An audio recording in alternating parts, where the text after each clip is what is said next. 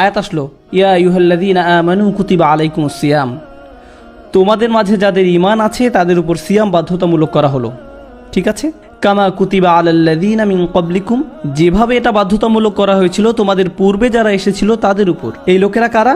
কারা ফরজ ইবাদত হিসাবে রোজা রাখত? ইহুদিরা, বনু ইসরাইলরা, মূসা আলাইহিস সালামের শরিয়া। তার মানে আল্লাহ বলছেন যে আমাদের পরিচয়ের একটা অংশ ইহুদিদের মতোই। কিন্তু এই সূরাতে ইতিমধ্যে আল্লাহ কাবা পরিবর্তন করে তাদেরকে আমাদের থেকে আলাদা করে ফেলেছেন। উনি আলাদা করেছেন। এখন উনিই বলছেন আমাদের মাঝে সাধারণ একটা যোগসূত্র আছে, রোজা রাখা। আমাদের আর তাদের মাঝে রোজা করাটা সাধারণ ব্যাপার, লাআল্লাকুম তাত্তাকুন, যেন তোমরা তাকওয়া অর্জন করতে পারো। মজার ব্যাপার হলো সূরা বাকারারই প্রথম অংশে আল্লাহ কাদের কথা বলেছেন? যদি আপনারা মনোযোগ দিয়ে থাকেন, কাদের সম্পর্কে? ইহুদি। আর পুরো সময় আল্লাহ তাদের বিরুদ্ধে এই অভিযোগই করেছেন যে কেন তাদের তাকওয়া নেই। পুরো সময়টাতেই তাদের সমস্যা ছিল যে তাদের তাকওয়া ছিল না।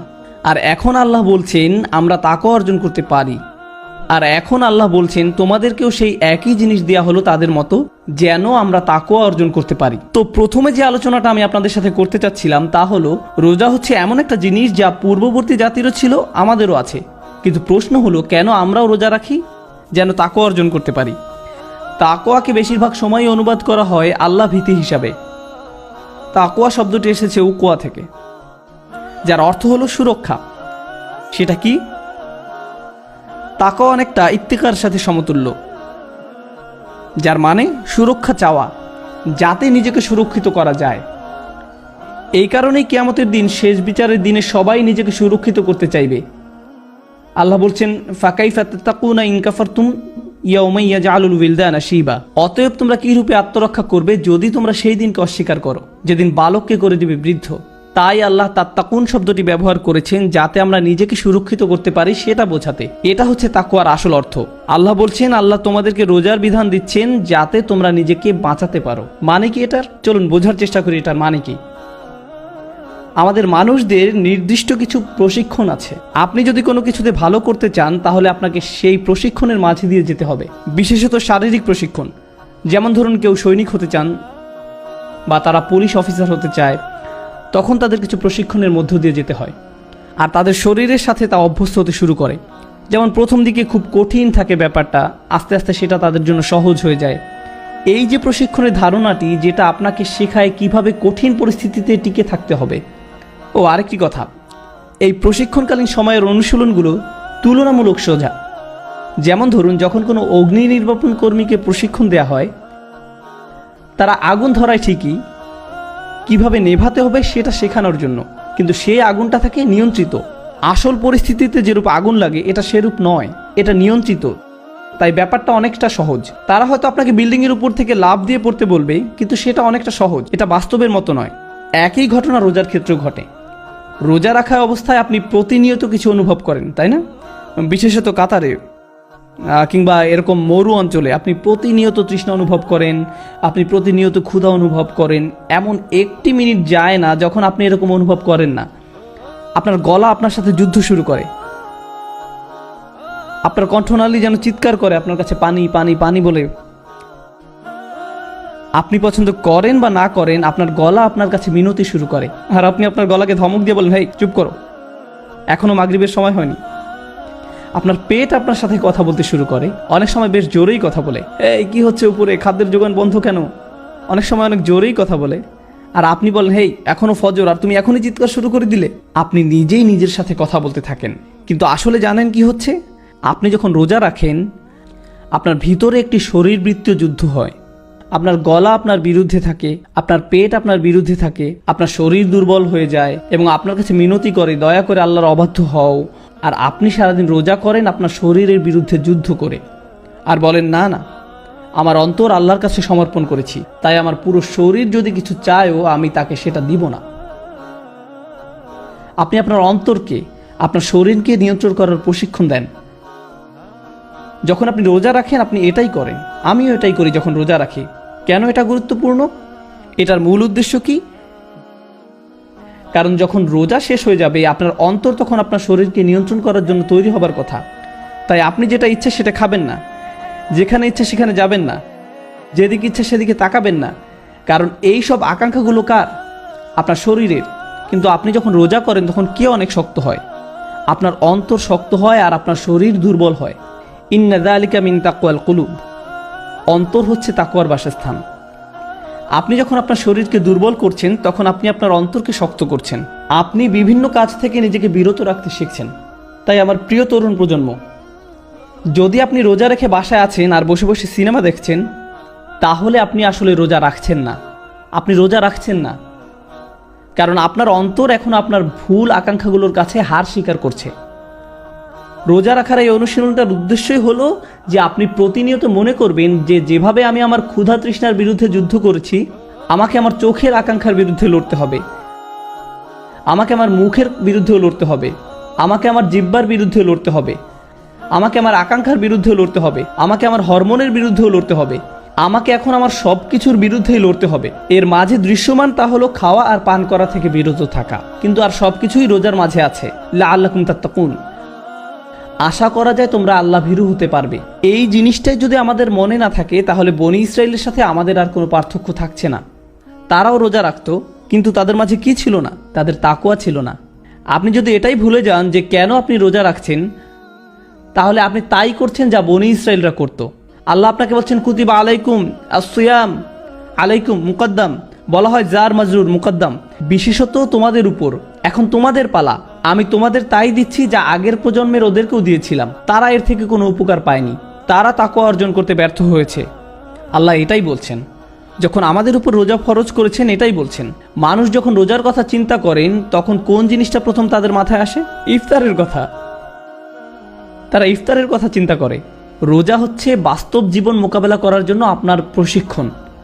যখন প্রশিক্ষণ চলে সেটা অনেক সহজ থাকে, যেমন নিয়ন্ত্রিত আগুন, নিয়ন্ত্রিত পরিস্থিতি। আল্লাহ কি করছেন? আল্লাহ কি রমজানের রোজাকে সহজ করেননি? কারণ উনি শয়তানকে বন্দি করে রাখেন, আমাদের থেকে দূরে সরিয়ে রাখেন না। উনি আমাদের কাজ সহজ করে দেন যাতে আপনার অন্তর নিজেকে নিয়ন্ত্রণ করার একটা সুযোগ পায়। যেই মাত্র রমজান শেষ হয়, ঈদ মুবারক, বলুন তো কি হবে? শয়তান মুক্ত। আর আসল যুদ্ধ শুরু হয় তখন। এতদিন ধরে যে প্রশিক্ষণ নিলেন সেটা এখন কাজে দিবে। কিন্তু যদি আপনি নিজেকে ঠিকমতো প্রশিক্ষিত না করেন, দেখো, এখন শুধু তরুণ প্রজন্মকে সাহায্য করার জন্য বলছি, কেউ যখন আর্মিতে যোগ দিতে চায় তাকে শারীরিক প্রশিক্ষণের মধ্য দিয়ে যেতে হয়। তারা তাকে কোনো দেয়ালের উপর দিয়ে লাফ দিতে বলে অথবা দেয়াল বেয়ে উঠে অন্যদিকে যেতে বলে। এখন ধরুন দুইজন লোক মিলিটারিতে যোগ দেওয়ার পর প্রশিক্ষণ নিচ্ছে। একজন দেয়ালের উপর দিয়ে লাফিয়ে গেল, আর একজন পাশ দিয়ে হেঁটে ওই পাশে গেল। ধরা যাক এই কাজ তাদেরকে 10 বার করতে হবে। একজন 10 বার লাফিয়ে গেল, অন্যজন 10 বারই অন্য পাশ দিয়ে ঘুরে গেল। এখন তারা যখন আসল রণক্ষেত্রে যাবে এবং তাদের একটি দেয়াল ডিঙাতে হবে, কে যেতে পারবে আর কে পারবে না, বোঝা গেল? তার দুজনই বলতে পারে যে আমি তো আমার কাজ শেষ করেছি। সবাই তাই চায় ফিনিশ লাইনে পৌঁছাতে। আপনিও রোজা রাখবেন, আপনার ভাইও রোজা রাখবে, কিন্তু আপনাদের দুজনের রোজা সমান হবে না, এক হবে না। যে ছেলেটি সত্যিই নিজেকে প্রশিক্ষিত করেছিল আর যে তা করেনি, তারা কি একই ফল পাবে?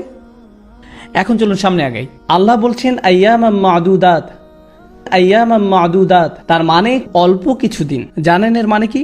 যে আয়াতটি সম্পর্কে আলোচনা করলাম সেটা রমজানের আয়াত নয়, এখনো রমজানের কথা আসেনি। মাদুদাত শব্দটি দিয়ে বোঝায় জাম্মুকিল্লাহ, যার মানে হলো 10-এর নিচে। এর মানে 9 বা তারও কম। এর মানে এই আয়াতটি আগেকার যে রোজা ছিল সেটার কথা বলছে। রমজানের আগের রোজা, যেটা ইহুদিরা যেই দিন করতো সেই দিনই ছিল, অথবা হয়তো মাসের মাঝখানের 3টি দিন। এক কথায় অল্প কিছুদিন। আল্লাহ বলছেন আমি তোমাদের উপর রোজা ফরজ করেছি যেমন ফরজ করেছিলাম পূর্ববর্তী নবীদের উপর, মানে একদম তাদেরই মতন। আইয়ামাম মাদুদাত, ফামান কানা মিনকুম মারিদান আও আলা সাফারিন ফাইদ্দাতুম মিন আইয়ামিন উখর। তবে তোমাদের মধ্যে যে অসুস্থ হবে কিংবা সফরে থাকবে, তাহলে অন্যান্য দিনে সংখ্যা পূরণ করে নেবে। ওয়া আলাল্লাযিনা ইউতিকুনাহু ফিদিয়াতু তুআমু মিসকিন। যদি তারা তা করতে না পারে, কোনো গরিব লোককে খাওয়াবে। এখন আমি আপনাদেরকে মনে করিয়ে দিতে চাই, মনোযোগ দিয়ে শুনুন। রমজানের বিধান আসার পূর্বে যদি রোজা করতে অসমর্থ হতেন, তাহলে 2 উপায়ে সেটা পূরণ করা যেত। আল্লাহ মুসলিমদেরকে কি বলেছেন? যে তোমরা 2টি কাজ করতে পারবে। প্রথমটি হলো, আপনি যদি রোজা রাখতে না পারেন তাহলে আপনি কি করবেন? আপনি ওইটা পূরণ করে নিতে পারবেন। আর দ্বিতীয় যে কাজটি করতে পারেন তা হলো গরিবকে খাওয়ানো। 2টা অপশন, 2 উপায়ে আপনি এটার কাফফারা আদায় করতে পারেন। কিন্তু এই 2 উপায়ে কাফফারা দেবার বিধান কি রমজানের বিধানের আগে ছিল নাকি পরে? না না না, এটা রমজান আসার পূর্বে ছিল। এই আয়াত রমজান সম্পর্কিত নয়। এই আয়াত হচ্ছে মুসলিমরা এখনো রমজান সম্পর্কে জানেই না। তারা শুধু জানে রোজা রাখা যায় যেভাবে ইহুদিরা রোজা রাখতো। আপনি যদি ওই কয়দিনের রোজা রাখতে না পারেন তাহলে আপনি সেটা পূরণ করে নিতে পারেন রোজা রেখে অথবা গরিব কাউকে খাইয়ে। আচ্ছা ঠিক আছে, এখন আপনি যদিও গরিব কাউকে খাইয়েও সেটার কাফারা আদায় করতে পারেন, আবার নিজেও রাখতে পারেন, কিন্তু আপনি যদি নিজে রাখেন সেটাই আপনার জন্য ভালো। যদিও আমি দুটা পথই খোলা রেখেছি, কিন্তু তুমি নিজে করতে পারলেই সবচেয়ে ভালো। কিন্তু আপনি যদি গরিব খাইয়েও সেটা পূরণ করেন তাতে কোনো দোষ নেই। মনোযোগ দিয়ে শুনুন, সাহাবাদের সময় ওনারা এটাই পালন করতেন। আর যদি রোজা রাখো তবে তোমাদের জন্য বিশেষ কল্যাণকর, যদি তোমরা তা বুঝতে পারো। এখন আসছে রমজানের কথা। আমি চাইছিলাম আপনারা প্রথমে এই পটভূমিটুকু বুঝুন। যখন মুসলিমরা প্রথম রোজার কথা শুনল, সাহাবারা রাদিয়াল্লাহু তাআলা আনহু যখন রোজার কথা জানতো, তা ছিল 10 দিনের কম সময়। এটা হলো প্রথম কথা। আর দ্বিতীয়, এই রোজা যদি কেউ করতে অক্ষম হতো তাহলে তা পূরণ করার দুটা বিধান ছিল। আপনি যদি পারেন তাহলে সেটা নিজেই রেখে পূরণ করুন, কিন্তু আপনার জন্য আরেকটি বিধানও রয়ে গেছে। এখন আল্লাহ বলছেন শাহরু রমাদান, রোজার মাস। পরের আয়াত, এটি হচ্ছে কোরআনে রমজানের রোজা রাখা বিষয়ক একমাত্র আয়াত, একমাত্র এটি। আল্লাযী উনজিলা ফীহিল কুরআন। আগেও বলেছি, যখন মানুষ রমজানের কথা চিন্তা করে প্রথম কোন জিনিসটা তাদের মাথায় আসে? ইফতার, পাকোড়া, সামোসা। বাসায় যথেষ্ট কেচাপ আছে কিনা সেটা দেখতে হবে। আপনি অতিরিক্ত অনেক সোডা জাতীয় জিনিস কিনেন। মুসলিমরা আসলে রমজানের সময় ওজন কমায় না, বরং ওজন বাড়ায়। এটাই আমাদের নিয়ম। যখন আপনি রমজান মাসের কথা ভাবেন, প্রথম যে জিনিসটি আপনার মাথায় আসে তা হলো রোজা রাখা। আপনি যদি খাবারের কথা চিন্তা নাও করেন, আপনারা বলেন ভাই এই বছর রমজান তো গরমের মাঝে, কি যে হবে, আপনার মাথায় শুধু এই ধরনের চিন্তাই আসে। আল্লাহ কোরআনে বলছেন, প্রথম যেই জিনিসটা রমজান শব্দ শুনলেই আপনার চিন্তা করার কথা ছিল তা হলো শাহরু রমাদান আল্লাযী উনজিলা ফীহিল কুরআন। আল্লাহ এটা বলেননি যে তাতে তিনি রোজা ফরজ করেছেন, বলেছেন আল্লাযী উনজিলা ফীহিল কুরআন, সেই মাস যাতে কোরআন নাজিল করা হয়েছিল। রমজান সেই মাস যাতে কোরআন নাজিল করা হয়েছিল। যেই কারণে রমজান একটি বিশেষ মাস, তা রোজা নয়। রমজান এই কারণেই বিশেষ, কারণ এই মাসে কোরআন নাজিল হয়েছিল। আল্লাহ এটাই আমাদের বলছেন, আল্লাহ এটাই আমাদের বলছেন। এখন আপনার নিজেকে প্রশ্ন করতে হবে, আপনি রমজানে রোজা রাখছেন কিন্তু আপনি কোরআন পড়ছেন না। আপনি রোজা রাখছেন কিন্তু পুরো 30 দিনে এক পাতা কোরআনও আপনি মুখস্থ করেননি। এক পাতা থাক, এমনকি আধা পাতাও নয়, এমনকি 2টা আয়াতও নয়, আপনি কোরআন থেকে কিছুই মুখস্থ করেননি। তাহলে আপনি কিভাবে বুঝবেন আল্লাহ আপনাকে কি বলছেন? রমজানের পুরো উদ্দেশ্যটাই ছিল কোরআন নাজিল হওয়াটা উদযাপন করা। আমি আগেও বলেছি, একটা জাতির জন্য প্রথম যে জিনিসটা দরকার তা হলো রাজধানী। এখন আমাদের নতুন রাজধানী কি? কাবা। দ্বিতীয় যে জিনিসটা দরকার সেটি হলো একটি জাতির জন্য সংবিধান। আর আমাদের সংবিধান কি? কোরআন। আর সংবিধান যখন লিখিত হয় আর অনুমোদিত হয়, প্রত্যেক জাতি তা উদযাপন করে। প্রত্যেক জাতি যাদের সংবিধান আছে তাদের একটি সংবিধান দিবসও আছে, যেদিন তাদের সংবিধান কার্যকর হয়েছিল। আছে সবার এরকম দিবস, ঠিক আছে? আমাদের সংবিধান নাজিল হয়েছিল রমজান মাসে। আল্লাহ আমাদেরকে শুধু একদিন দেননি উদযাপন করার জন্য, উনি আমাদেরকে পুরো 30টা দিন দিয়েছেন। রমজান মাস এটারই উদযাপন যে আল্লাহ আমাদেরকে এক উম্মাহ করেছেন।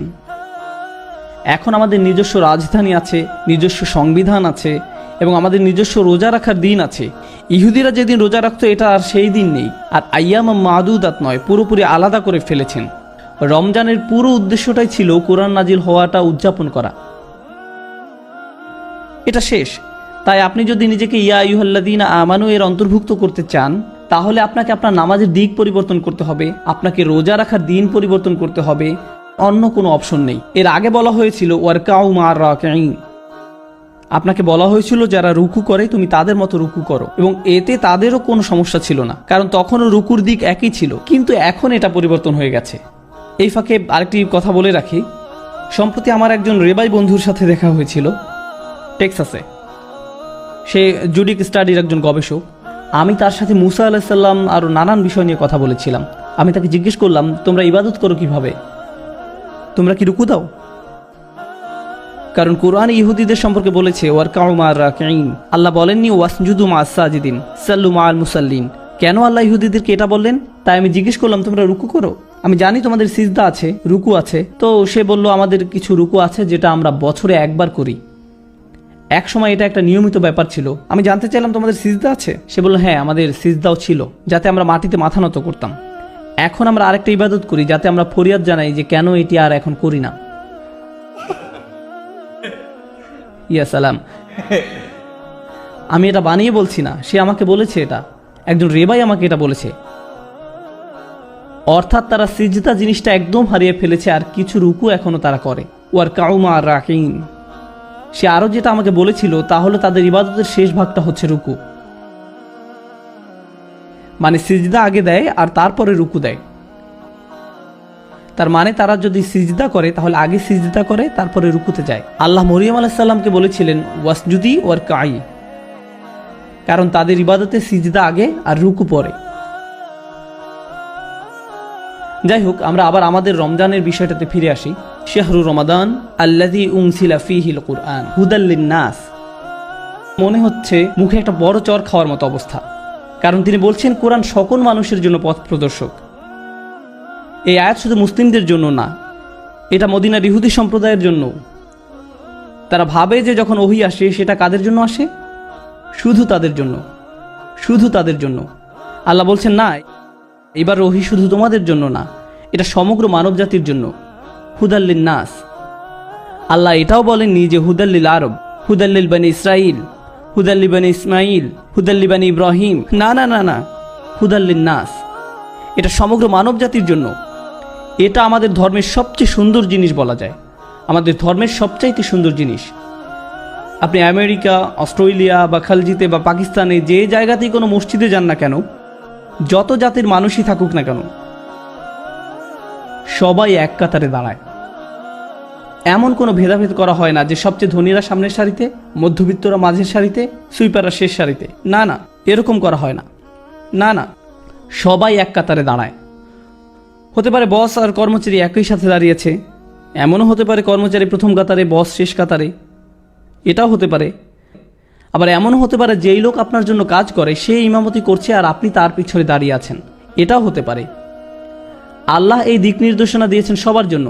জানেন এর মানে কি? উনি সবাইকে এক সমান বানিয়েছেন কোরআনের মাধ্যমে, সালাত নামক প্রতিষ্ঠানের মাধ্যমে। আমরা তো রেসিস্ট হতে পারি না, কারণ আমাদের আছে সালাহ।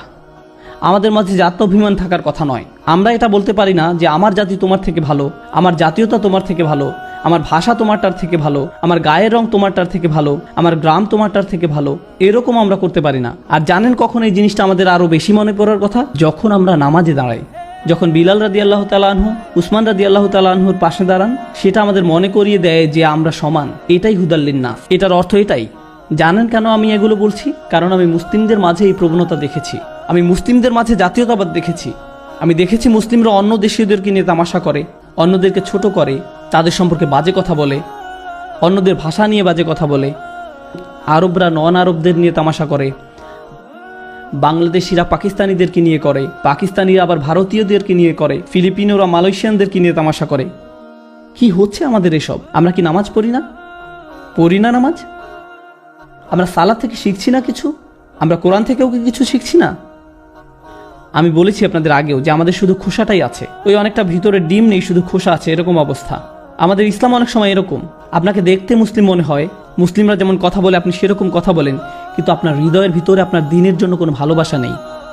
এখানে যারা বসে আছেন সবাই এই মুহূর্তে এখানে ভিন্ন সংস্কৃতির অনেকে বসে আছেন। এটি একটি আন্তর্জাতিক সমাবেশ বলা যায়, এই মুহূর্তে এটাকে জাতিসংঘও বলা যেতে পারে।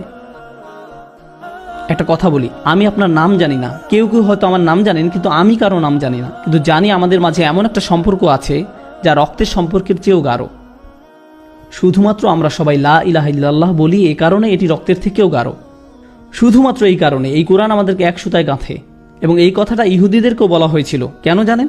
কারণ ওরা বিশ্বাস করত তারা বিশেষ, বাকি সবাই সেকেন্ড ক্লাস, তারা প্রথম সারির। বাকি সবাই সাধারণ, আর তারা হচ্ছে আল্লাহর নির্বাচিত বিশেষ জাতি। আল্লাহ বলছেন যে কেউ কোরআনের একজন অনুসারী হতে পারে। হুদাল্লিন নাস, সমগ্র মানব জাতির জন্য খোলা দাওয়াত। এর মধ্য দিয়ে সমাপ্তি ঘটে সব ধরনের বর্ণ বৈষম্য, জাতীয়তাবাদ, গোত্রবাদ, এই সব কিছু দূর করে দেয়। সুবহানাল্লাহ, কি চমৎকার একটি দিন, কি চমৎকার ব্যাপার।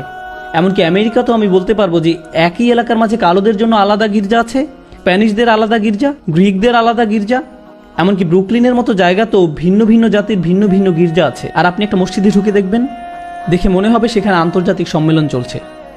বিভিন্ন জাতির মানুষ সব এক সারিতে দাঁড়ানো, এমনকি তারা কেউ কারো ভাষাও জানে না, কিন্তু তারা একসাথে নামাজ পড়ছে। কুরআনও আমাদেরকে একীভূত করে যখন আমরা সালাতে দাঁড়াই। কুরআন হুদাল্লিন নাস ওয়া বাইয়িনাতিম মিনাল হুদা, সুস্পষ্ট পথ নির্দেশ আর অন্যায় ও ন্যায়ের মাঝে পার্থক্য বিধানকারী। এই আয়াতটা তো রমজান নিয়ে হবার কথা ছিল, তাই না? আন্নাহা বাদাআত বিকালিমাত শাহরু রমাদান, আয়াতটি শুরুই হয়েছে শাহরু রমাদান দিয়ে। অথচ এখন পর্যন্ত আল্লাহ কি বলেছেন? এই মাসে কুরআন নাজিল হয়েছিল, যা আল্লাহর তরফ থেকে পথ প্রদর্শক। মানে হচ্ছে এই নির্দেশনাগুলো এক একটি আশ্চর্য ব্যাপার। ওয়াবাইয়িনাতিম মিনাল হুদা ওয়াল ফুরকান, সুস্পষ্ট পথ নির্দেশ আর ন্যায় ও অন্যায়ের মাঝে পার্থক্য বিধানকারী। এতক্ষণ পর্যন্ত আল্লাহ রমজান নিয়ে একটি কথাও বলেননি, শুধু কোরআন। আয়াতের অর্ধেকের বেশি অংশের আলোচনা কোরআন নিয়ে। কেন তিনি এরকম করলেন? কারণ উনি এটা নিশ্চিত করতে চাচ্ছেন যে কোনো মুসলিম যেন এটা ভুলে না যায় যে রমজান হচ্ছে কোরআনেরই মাস। রমজান কোরআনেরই মাস, এটা হচ্ছে এই আশ্চর্য কিতাবের মাস। আমি বলেছিলাম আমি বন্ধুত্ব করেছিলাম কার সাথে? এক ইয়াহুদি ধর্মগুরুর সাথে। আরেকটা মজার ঘটনা বলি রাবাইদের সম্পর্কে। কোন নবীকে তারা সবচেয়ে বেশি ভালোবাসেন? স্বাভাবিকভাবেই মুসা আলাহিসাল্লামকে। আমরা দুজন সবসময় মুসা আলাহিসাল্লামকে নিয়েই কথা বলি। আমরা সব ব্যাপারেই মতভেদ করি। আমি তাকে অপদস্থ করার জন্য এমনটা করি না, আমি তার অবস্থানটা বোঝার জন্য তার সাথে কথা বলেছি। আমি বনি ইসরায়েল সম্পর্কে একজন বনি ইসরায়েলের মুখ থেকেই জানতে চাচ্ছিলাম। আমি সত্যিই জানতে আগ্রহী ছিলাম, কারণ কোরআনে তাদের সম্পর্কে এতবার বলা হয়েছে, ইয়া বনি ইসরাইল। আমরা তাদের নবীদের সম্পর্কে এত শুনেছি যারা আমাদেরও নবী। তাই আমি জানতে চাই তারা কিভাবে চিন্তা করে। তাই আমরা মুসা আলাইহিস সালাম সম্পর্কে কথা বলি। একবার আমি তাকে বললাম যে তুমি হয়তো জানো না, কোরআনের একটি মিরাকেল হচ্ছে মুসা নামটি। মুসা নামটি আমি তার কাছে জানতে চাইলাম মুসা নামের অর্থ কি। হিব্রু ভাষায় তারা মুসা বলে না, বলে মুসে। যেমন তাওরাতুল মুসা, কিন্তু ওরা বলবে তাওরাতুল মুসে। তো আমি জানতে চাইলাম মুসে মানে কি। মু অক্ষরটি আরবি মা এর সমর্থক। মা মানে কি? পানি। যখনই আমরা মুসা আলাইহিস সালামকে নিয়ে কথা বলি, তো তাদের কাছে মুসা হচ্ছেন যিনি পানি থেকে এসেছেন। তার মানে হচ্ছে মুসা নামটি হিব্রু। মুসা নামটি হিব্রু। আমি তাকে বললাম মুসা নামটি হিব্রু নয়, এটা হিব্রু হতেই পারে না। সে বলল কেন নয়? মুসা আলাইহিস সালাম বনী ইসরায়েলদের মধ্যে থেকে এসেছেন, তাই এটা হিব্রুই হবে। তিনি কোথায় জন্মগ্রহণ করেছিলেন? সে বলল মিশরে। যখন তিনি বাচ্চা ছিলেন তখন তিনি কোথায় গিয়ে পড়েছিলেন শেষ পর্যন্ত? ফেরাউনের প্রাসাদে। কে ওনার দেখভাল করত? ফেরাউন, আসিয়া আলাইহিস সালাম। আর তখন মুসা আলাইহিস সালামের আসল মা সেখানে কাজের লোক হিসেবে আসলো। যখন ধরুন কোথাও নতুন একটা বাচ্চা আছে, কে তার নামকরণ করবে? তার পালক পিতামাতা নাকি কাজের লোক? পালক পিতামাতা। আর পালক পিতামাতা কোন ভাষায় তার নামকরণ করবে? নিজেদের ভাষায় নাকি কাজের লোকের ভাষায়? যেখানে তারা সেই বাচ্চাকে রাজপুত্র হিসাবে গড়ে তোলার কথা চিন্তা করছে, তাহলে বাচ্চার নামকরণ কাজের লোকের ভাষায় হবে নাকি মালিকের ভাষায় হবে? মালিকের ভাষায়। আর মালিকের ভাষা হচ্ছে মিশরীয়, হিব্রু নয়। তাদের ভাষা ছিল মিশরীয়, সুতরাং তার নাম মিশরীয়, হিব্রু নয়। কিন্তু মিশরীয় ভাষার সমস্যা হচ্ছে সেটা হারিয়ে গেছে। রাসূলুল্লাহ সাল্লাল্লাহু আলাইহি ওয়াসাল্লাম যখন এসেছিলেন তখন ইজিপশিয়ান ভাষা মরে যাওয়ারও 3000 বছর হয়ে গেছে। কেউ ওই ভাষা জানতো না। তাই কেউ যদি রাসূল সাল্লাল্লাহু আলাইহি ওয়াসাল্লামের সময় জিজ্ঞাসা করতো মুসা নামের অর্থ কি, কেউ আপনাকে তা বলতে পারবে না। কেন? কারণ ইজিপশিয়ান ভাষা ইতিমধ্যে মরে গেছে। আমরা সৌভাগ্যবান ইজিপ্টোলজির কারণে ওই ভাষাটা আবার পুনরুদ্ধার করা হয়েছে আর অনুবাদও করা হচ্ছে। হায়ারোগ্লিফিক্স যেটাকে বলে সেটা কিন্তু এখন অনুবাদ করা যায়। তাই এর সাহায্যে আমরা এখন মুসা নামের অর্থ বের করতে পারি। নামের অর্থ বের করার আগে আমি আপনাদেরকে কোরআনের একটি আয়াত বলি। মুসা আলাইহিস সালামকে প্রাসাদে আনা হলো। তার পালক মা তাকে কোলে নিয়ে ফেরাউনের কাছে নিয়ে গেলেন এবং বললেন, আসা আন ইয়ানফাআনা আও নাত্তাখিযাহু ওয়ালাদা। এই বাচ্চা আমাদের উপকারে আসতে পারে, অথবা আমরা তাকে সদ্য ভূমিষ্ঠ হিসাবে পালক নিতে পারি, আমরা তাকে সদ্য ভূমিষ্ঠ হিসাবে দত্তক নিতে পারি। ইজিপশিয়ান ভাষায় মুসা নামের অর্থ সদ্য ভূমিষ্ঠ। যখনই আমরা মুসা আলাইহিস সালামকে নিয়ে কথা বলি, সে ফেরাউনের কাছে আসলো আর বলল, আমরা হয়তো সদ্য ভূমিষ্ঠ হিসেবে তাকে দত্তক নিতে পারি, হয়তো আমরা তাকে মুসা হিসেবে দত্তক নিতে পারি। কুরআন মুসা আলাইহিস সালামের নাম ওয়ালাদান হিসেবে ইতিমধ্যেই অনুবাদ করে দিয়েছে। কুরআন ইজিপশিয়ান ভাষা জানতো, যখন সেই ভাষা ইতিমধ্যেই মৃত, কুরআন নিখুঁতভাবে সেটা অনুবাদ করে দিয়েছে। আসিয়া রাদিয়াল্লাহু তাআলা আনহু ওনাকে মুসা নামে রেখেছিলেন, আর কুরআনে বলা হচ্ছে আমরা তাকে সদ্য ভূমিষ্ঠ হিসেবে দত্তক নিতে পারি। আও নাত্তাখিযাহু ওয়ালাদান, সুবহানাল্লাহ। আমি তাকে বললাম, আমাদের যা আছে তোমাদের তা নেই। সব ব্যাপারেই তার সাথে আমার দ্বিমত ছিল, আর এটা আমাদের পরিচয়েরই একটি অংশ যে আমরা ভিন্ন মত পোষণ করব আমাদের কাবা, আমাদের রোজা রাখার দিন, নবী, সব কিছুতে। যাই হোক, আবার আমাদের আসল আলোচনায় ফিরে আসি। আল্লাহ এখন আমাদেরকে কত দিন দিলেন? 30 দিন। এখন আপনারা বলুন, আগে কি এর থেকে বেশি দিন ছিল নাকি কম দিন ছিল? কম ছিল। ওই রোজা না করতে পারলে তার ক্ষতিপূরণ কয়ভাবে করা যেত? 2 ভাবে। হয় আপনি নিজে রোজা রেখে দিতে পারতেন, অথবা গরিবকে খাওয়াতে হবে। এইবার উনি বলছেন, ফামান কানা মারিদান আও আলা সাফারিন ফাইদ্দাতুম মিন আইয়ামিন উখার। আর যে লোক অসুস্থ কিংবা মুসাফির অবস্থায় থাকবে সে অন্য দিনে গণনা পূর্ণ করবে, রোজা রেখে সেটা পুষিয়ে দিতে হবে। এখন কয়টা অপশন আছে? মাত্র একটা। দ্বিতীয় কোনো অপশনই আর নেই। আগের আয়াতে বলা হচ্ছে 10 দিনের কম রোজা রাখার কথা, এবং তার ক্ষতিপূরণ করার উপায় 2টি। ক্ষতিপূরণ করার 2টা উপায়। তারপর রমজান আসলো, আর আল্লাহ বলছেন এখন তোমাদের আর 3, 4 বা 5 দিন নয়, 30 দিন। আর এখন আপনি না রাখতে পারলে ক্ষতিপূরণ আর 2টি উপায় নেই, একটি উপায়। ব্যাপারটা কি আগে থেকে সহজ নাকি কঠিন হলো? কঠিন হলো। যখনই ব্যাপারটি কঠিন হলো, আল্লাহ আমাদেরকে বলছেন, ইউরিদুল্লাহু বিকুমুল ইউসর ওয়ালা ইউরিদু বিকুমুল উসর। আল্লাহ তোমাদের জন্য সহজ করতে চান, উনি আপনার জন্য কঠিন করতে চান না। সুবহানাল্লাহ। যেই মুহূর্তে উনি এটি কঠিন করলেন, তখনই উনি আবার বলে দিচ্ছেন, যাই হোক আমি তোমাদের জন্য সহজ করতে চাই। হিয়া রব্বি, আপনি তো এইমাত্র এটি কঠিন করলেন, আবার আপনি কেন বলছেন যে আপনি আমার জন্য সহজ করতে চান? কিভাবে এটা সহজ হয়? এটা তো কঠিন। উনি আসলে গুরুত্বপূর্ণ একটা জিনিস বলছেন। এর থেকে প্রথম শিক্ষাটা হলো, আল্লাহ মুসলিমদের জন্য রমজানে রোজা রাখার শক্তি দিবেন। আর উনি রমজান মাসেই রোজা রাখাকে বছরের অন্য যে কোনো সময়ের চেয়ে সহজ করে দিবেন। আমি গ্যারান্টি দিয়ে বলতে পারবো, আপনি যখন রমজানে রোজা রাখবেন তখন অন্য যে কোনো সময়ের চেয়ে সহজ হয়ে যায়। কিন্তু এর 1 সপ্তাহ পরেই রোজা রেখে দেখেন, ওইটা 10 গুণ কঠিন হবে। কারণ আল্লাহ বলছেন উনি আমাদের জন্য সহজ করতে চান। ওই 30 দিন অন্য দিনে 3 দিন রোজা রাখা থেকে অনেক সহজ। সুবহানাল্লাহ। এটা হচ্ছে প্রথম অর্থ, আল্লাহ আপনার জন্য সহজ করতে চান। দ্বিতীয় বিষয় হলো, আপনার ট্রেনিং যদি 2 বা 3 দিনের হয়, 4 দিনের হয়, আপনি কিছু প্রশিক্ষণ পান, কিন্তু আপনার ট্রেনিং যদি 30 দিনের হয়, তাহলে আপনি কি বেশি শক্তিশালী হন? অবশ্যই। ওই ট্রেনিংয়ের প্রভাবও কি বেশি দিন থাকে? হ্যাঁ। আল্লাহ আমাদেরকে শয়তানবিহীন 30টা দিন দিয়েছেন, 30টা কোরআনময় দিন, 30টা দিন যে সময় শরীর নয়, আপনাকে নিয়ন্ত্রণ করে আপনার অন্তর। উনি একদম পরিপূর্ণভাবে এই ট্রেনিংয়ের জন্য তৈরি করেছেন। যখন আপনার ট্রেনিং কঠিন হয়, তখন তা শেষ হবার পর আপনি একটি সার্টিফিকেট পান এবং উদযাপনও করেন। আপনি মানুষের কাছে গিয়ে বলেন, আমি আমার সার্টিফিকেট পেয়েছি। মানুষ তখন আপনাকে শুভেচ্ছা জানায়। আমাদের ট্রেনিং যখন শেষ হয়, তখন আমরা কি করি?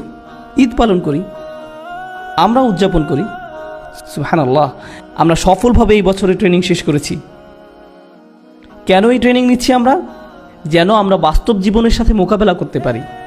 রমজান শেষ হবার পর আপনি আরও শক্তিশালী হবেন, কারণ এখন আপনার অন্তরে আরও বেশি কোরআন আছে। যদিও তখন আপনি আর রোজা রাখছেন না, আপনার ভিতরে কি রয়ে যাচ্ছে? কোরআন। শয়তানের বিরুদ্ধে আপনার আসল অস্ত্র হবে কোরআন। তাই আমরা যখনই কোরআন পড়ি, প্রথমে আল্লাহর কাছে সাহায্য চাই। ফাইদা ক্বরাআতাল কুরআন ফাস্তাঈয বিল্লাহি মিনাশ শাইতানির রাজীম। রমজান শেষ হবার পর আপনি আরও শক্তিশালী হবেন, কারণ এখন আপনার অন্তরে আরও বেশি কোরআন আছে। আমি বলছি এখানে উপস্থিত সকল ভাই বোন এবং যারা এটা শুনছেন, আপনাদের কোরআন মুখস্থ করতেই হবে রমজানের সময়। আপনি যদি অলস হয়ে থাকেন, গা ঝাড়া দিন। আপনি 2 আয়াত করলেন না, 2 পাতা করলেন। আপনি 2 আয়াত করলেন না, 2 পাতা করলেন, সেটা কোনো ব্যাপার না। আপনার লক্ষ্য আস্তে আস্তে উঁচুতে নিন, উঁচু লক্ষ্য স্থির করুন। যেমন আপনি ঠিক করলেন এই মাসে পুরো 1 পারা মুখস্থ করবেন, 20 পাতা বা 10 পাতা, আমি শেষ পারার মুখস্থ করব, এরকম কিছু উঁচু লক্ষ্য স্থির করুন। যদি আপনি শেষ নাও করতে পারেন, তারপরও লক্ষ্য স্থির করুন। যখন কেউ কোরআন মুখস্থ করার চেষ্টা করে, হয়তো ভাবলেন আপনি ফজরের সময় মসজিদে গেলেন, ঠিক করলেন যে এরপর আপনি কয়েক ঘন্টা সেখানে থাকবেন, অথবা হয়তো 30 বা 40 মিনিট এবং বসে বসে কোরআন মুখস্থ করলেন। আমি নিশ্চিতভাবে বলতে পারি এই কাজটি হবে আপনার জীবনে করা সবচেয়ে আন্তরিক ইবাদতগুলোর একটি।